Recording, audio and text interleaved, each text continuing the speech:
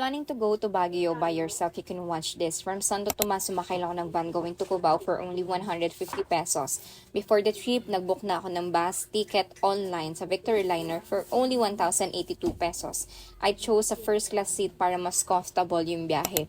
Pagdating sa terminal, pumila lang ako to claim my ticket. Pinakita ko lang yung screenshot and nakuha ko na agad ang bus ticket. Kumain muna ako kasi sobrang aga pa. Hey guys, hindi muna ako ng food. Tapos na ako sa Cubao. Ngayon pa lang kasi ako kakain. 12, bumiyahin na ako. And it's already 1:30 na dito ako ngayon sa Cubao. Bumili ako ng prutas kasi kailangan ko ng lakas. Tapos akong gising. So, after work, nung Friday shift, Sunday na ngayon, girl. Hindi ako kumakain ng gulay. So, tendency, kailangan ko kumain ng prutas. And I love fruits. I really love fruits. Papunta doon, solo lang ako. And pauwi, solo lang din. And, pero, during the activities, I'm with my friends, Kim and Ranzel. Nandun na sila ngayon. Dapat talaga, hindi na ako tutuloy mag-Baguio. Silang dalawa na lang ng paalam kung bakit hindi ako tutuloy ng Baguio. Pero kasi hindi ko sila matiis, like, I really love having a trip with them. Build ng memories.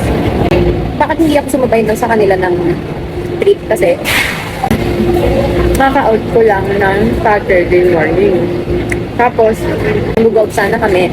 Yun ang nasa schedule ko, golf. Kaso, sarado pala yung golf court. So, ending, lumabas na lang kami. Isa pang friend. Ngayon pa lang ako susunod sa iba ko pang friends. If you buy a first class or royal class seat, may access ka sa Victor Liner Lounge. Fully air-conditioned, tahimik, may free coffee, free water, free wifi, may TV, at syempre, sobrang lambot ng upuan. As in, pwede ka na mag-question ng life choices mo kung tutuloy ka pa ba o gusto mo na lang matulog magpahinga sa bahay.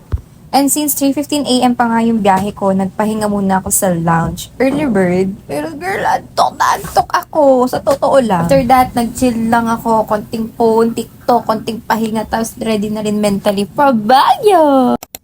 And by 2:59 AM, dumating na yung bus. Kaya ready na akong sumakay. Perfect timing kasi may bus attendant na nag-guide sa amin kung ano ang gagawin for our trip to Baguio. So, feeling ko very organized traveler ako kahit antok na antok na. Honestly, what I really love about first class trips or royal class trips is yung comfort. Presko yung bus, fully air conditioned, tapos may reclining chair, may footrest, may charging port, and yes, may free water and free cookies. Parang sinasabi na, ma'am, relax ka lang, kami nang bahala, mag-air clip ka na lang dyan. And syempre, hindi ko tinanggihan yung offer na matulog. And yun na nga, ito na. Sinasabi ko, 6:35 AM, nasa kung anong parte na kami ng mundo kasi napasarap talaga yung tulog ko, yung tipong pag-ising ko, litong-lito na kung ano ang araw na ba. Charis, OA naman. 7:23 AM nasa Baguio na ako at totoo nga ang balita, sobrang lamig, yung lamig na parang bago ligo ka kahit hindi pa. Nag-taxi na lang ako papunta sa destination ko kasi di ko na i-share kung ano exact fare kasi iba-iba pa siya depende sa takbo at layo. And by 8:10, finally nakita ko na yung Frenilyn ko. Laruti, kung saan nakarating. After that, syempre nag-coffee and breakfast muna kami. Syempre may TikTok, may chikahan, may pictures kasi hindi pwedeng walang documentation. And yun nga, tingnan nyo muna to.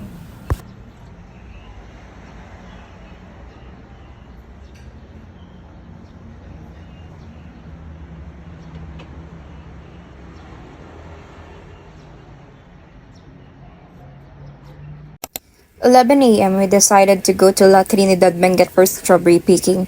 Isa sa mga pinaka-inaabangan ko sa trip na to kasi hello, strawberry sa Baguio. Pagdating namin doon, sobrang lawak ng area, parang bigla kong na-realize na okay, may workout pala today. Charis.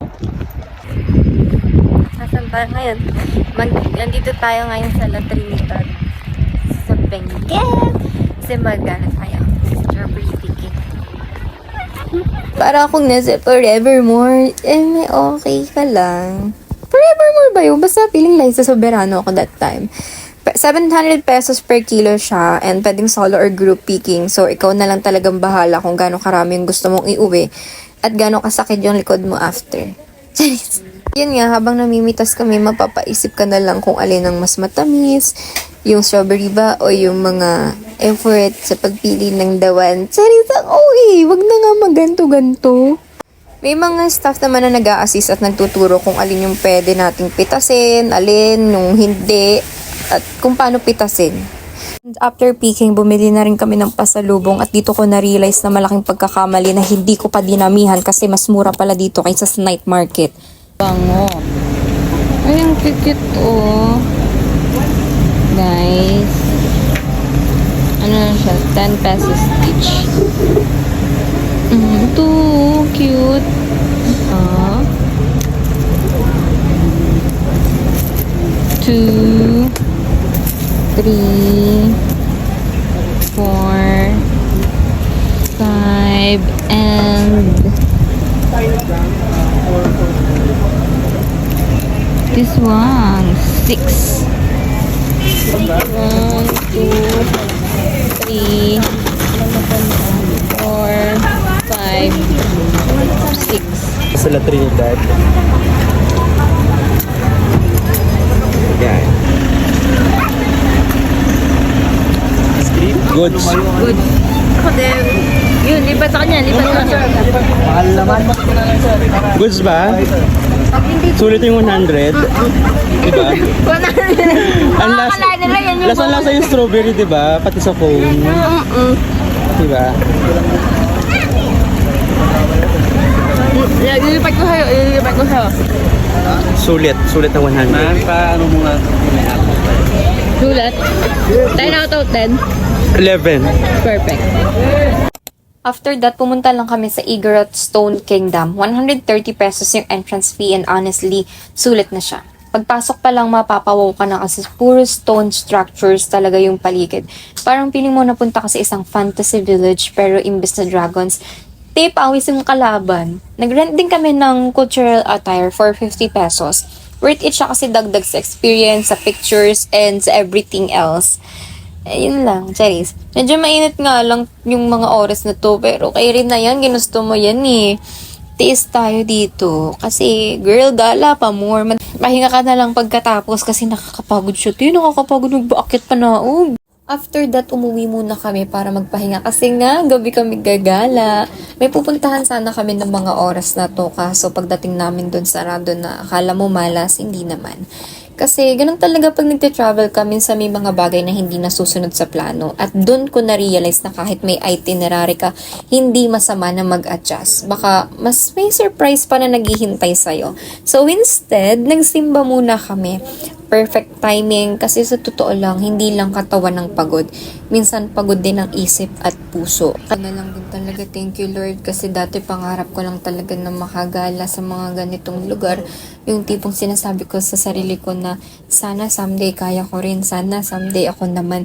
At ngayon dahil sa kanya, nararanasan ko na to.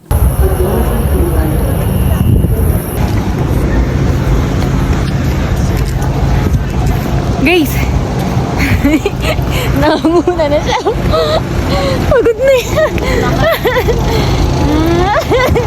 Hawak na sa bewang. Kim! Ano to yung nalala mo? Ang labi ko. Ano? Sige. Malayo pa? Oo, te. Told you.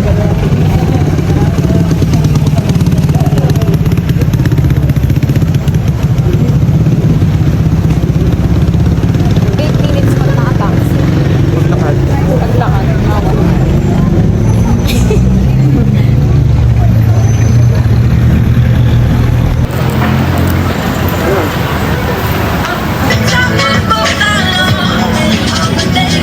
Tingin.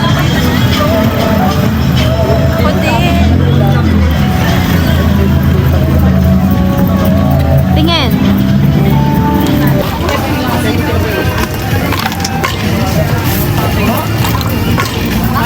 Nangarap ko yung bayad mamaya na sa iyo.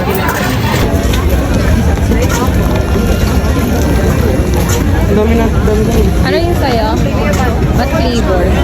Mango. How about yours? Lemon sisiber. Ay, hindi pa. Ano kaya kung nawala ng gamit? Ito na lang. 50. Ito lang din siya?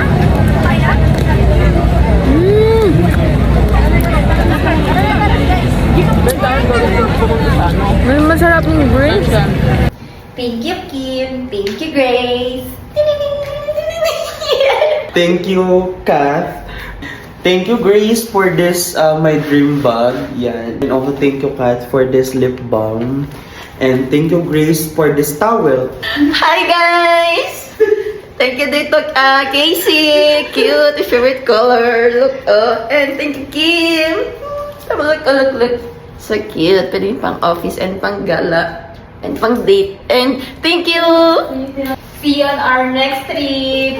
Bye! Bye! Before I end this vlog, quick tour lang muna tayo dito sa Transsion. 500 pesos lang yung binayad ko kasi adpax lang ako at parang 12 hours lang yung stay ko. But if you're planning to book, you can also look for hotels sa Klook. Marami talagang options, especially if you're traveling solo.